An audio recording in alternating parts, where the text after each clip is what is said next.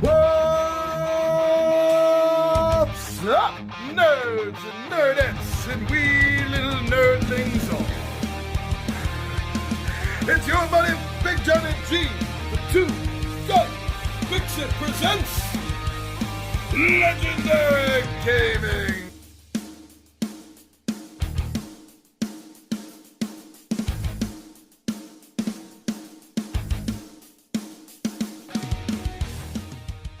Tabletop Takeout Tuesday. And man, this is one I'm excited about because it's about one of my favorite games. So, welcome back, everyone. Thank you for joining me here. Thank you for subscribing to those that have subscribed and checking out our playlist. Well, we got a playlist for everything in this channel.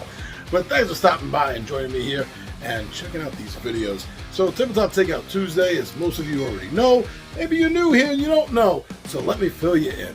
What I like to do here is give you points of interest, almost like bullet points, you could say, of why I like, enjoy, or downright love a particular game. And then you go out and find out more information, if you're so entitled to do so. I'm not here to influence you, I'm just here to inform you. So speaking about information, why don't we get down to the table and I'll tell you why I enjoy Rise of the Red Skull for the Marvel Champions the card game.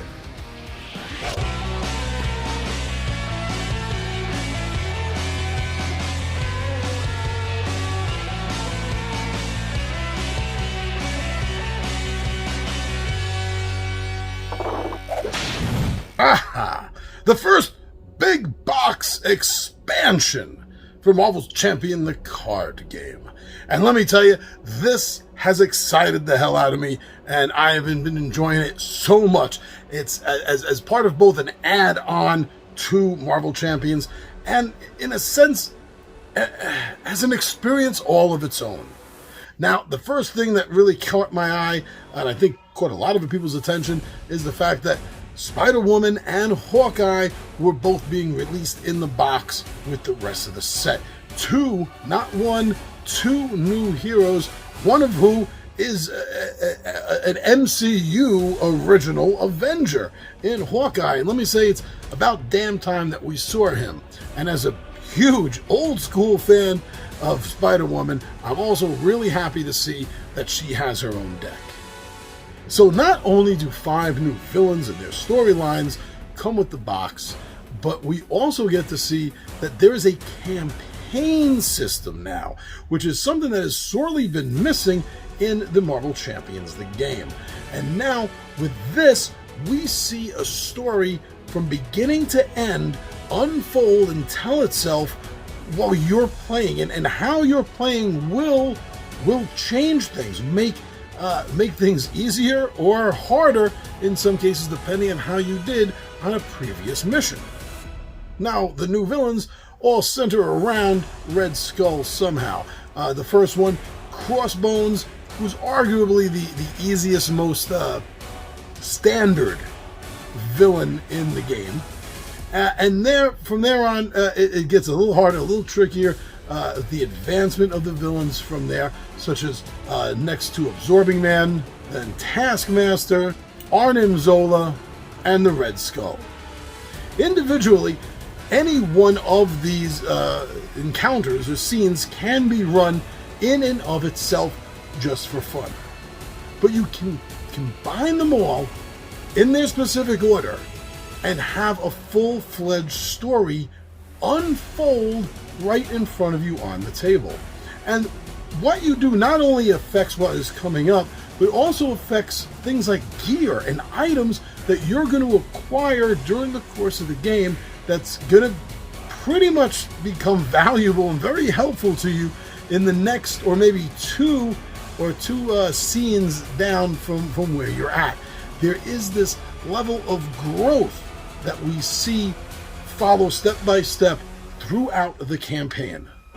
And on top of that, I just got to say, personally, as someone that has grown up with comic books actively in my life for over 40 years, I got to say that as far as a board game goes, card game goes, tabletop game, outside of RPGs, This has one of the strongest thematic feels and sensations of actually being in a comic book storyline, being part of it from the comic point of view.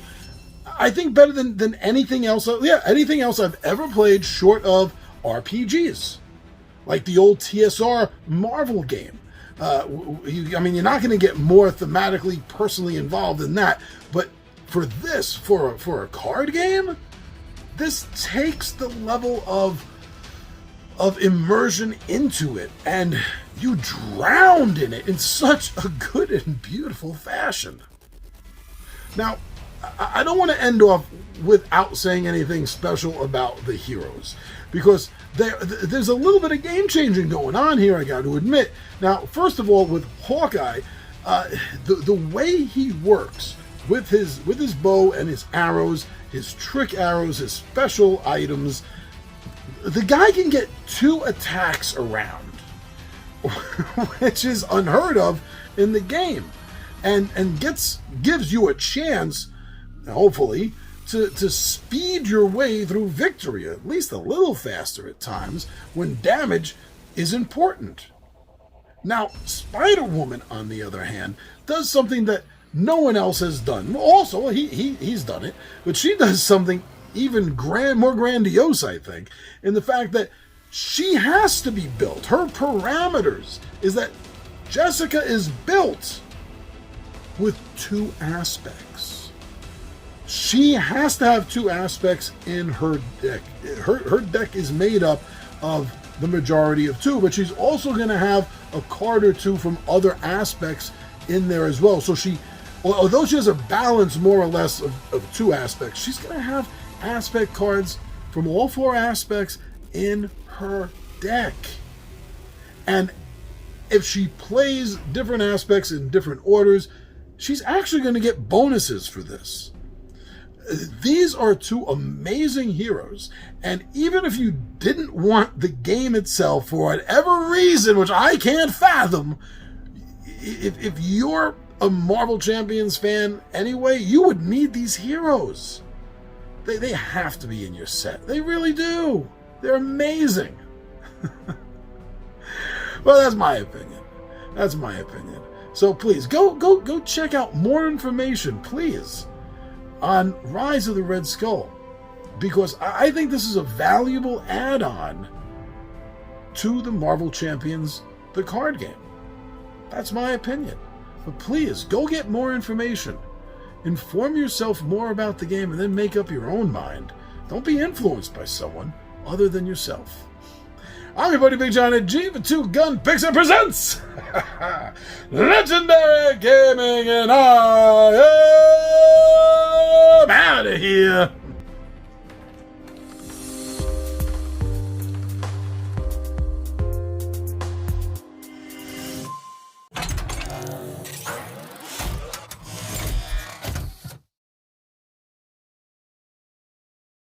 Now, the game has 5 new villains, and with these villains come a whole slew of new add-ons to the game. Everything from...